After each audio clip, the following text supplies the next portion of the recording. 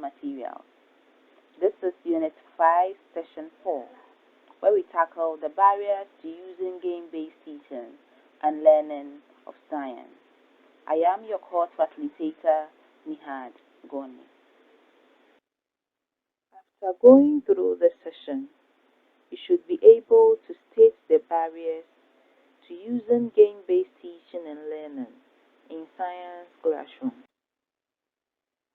Which barriers affect the use of game-based learning in science classrooms? 1. Students get sidetracked and do not focus on learning when games are used. Most students think that games are only for entertainment, and so any form of game incorporated in learning takes their focus on learning to an entertainment. Also, it is difficult to manage a gaming class. Imagine all your students attentively playing a game on a device. How difficult or easy is it to manage such a class? It is very difficult. 3. Games are unrealistic.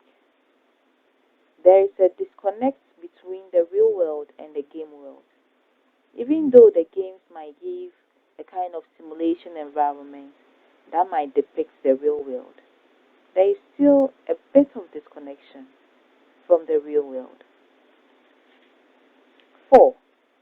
It is difficult to evaluate students' performance or learning from playing video games. Assessing video games' performance is sometimes difficult. You might not know whether your students have actually learned what you expect them to. 5. A lack of clear alignment between the games and the learning objectives. When the game chosen does not help you to achieve your learning objectives, it will hinder the reason for using the game-based teaching and learning. 6. Games too take long to play, so sometimes they are difficult to fit within the duration of most lessons, which would defeat the game-based learning purpose. 7. There is lack of availability of games that may match the selected topic. Not all topics might have games for them. 8. Most of the games are not engaging enough to help the students to build on knowledge. 9. Inadequate evidence for the teacher to know the game so as for him to promote learning. The teacher might not have enough knowledge about the game, and so he cannot acquire adequate evidence of the student's performance, which will help him to promote learning. 10. Some games may be too complicated for students to get its connection with the concepts being taught. Some games present complex environments, and so the concepts being taught might be off the focus whilst playing such a game.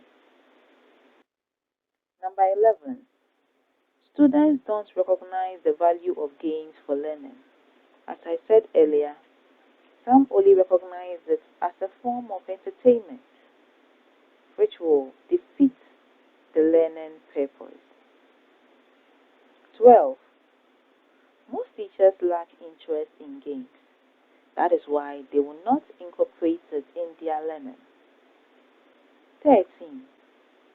Inadequate technology support also affects the incorporation of game-based teaching and learning in our science classrooms. 14.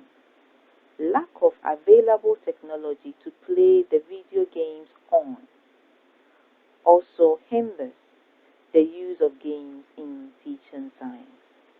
Next, lack of administrative support from school authorities or from the GES or the educational organization,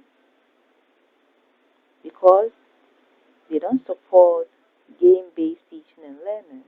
It is difficult to incorporate it in our learning.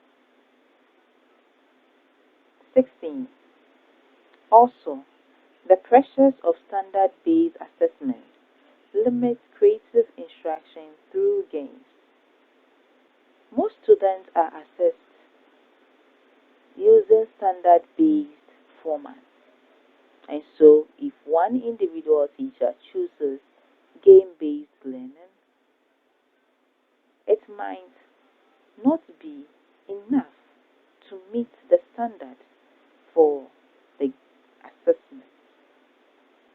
So, this would dissuade every teacher from using game-based teaching and learning.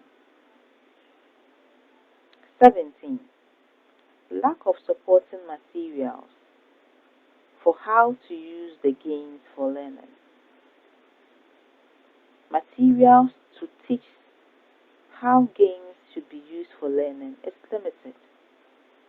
And so, the learning using games in science is bad.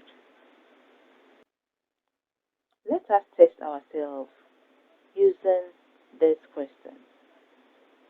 Give 10 reasons why, as a science teacher, you are unable to use games to teach science.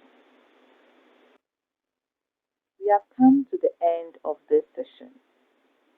In this session, we learned the barriers that hinder the use of game-based learning in the teaching and learning of science. Thank you, and see you in our next session. Bye.